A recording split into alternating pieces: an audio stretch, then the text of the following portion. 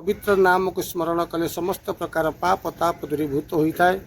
जो माँ पवित्र रूप को दर्शन कले ये आत्मा सदगति प्राप्ति होता है। से माँ ब्राह्मणी देवी पवित्र पावन पीठरे आज नुहे अनेक वर्ष है ये बासंतिक दुर्गा पूजा समय महान विश्वशांति महायज्ञ आयोजित कर समस्त विश्वास एवं भरोसा रही माँ पीठ को जी थे मात्र आसी था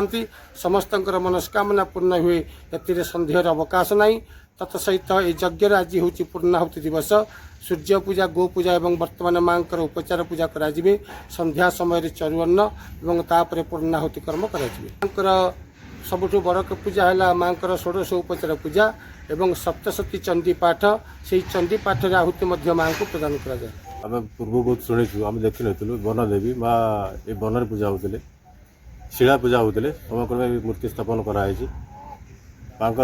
अपार पुराणा अच्छी ये गोटे आंचलिक अनुष्ठान 30-35 वर्ष है अनुष्ठान चली पूजा अर्चना हिमुला यज्ञ माँ बहुत कृपा अच्छी माँ को जी जब जो मूर्ति जहाँ भी डाके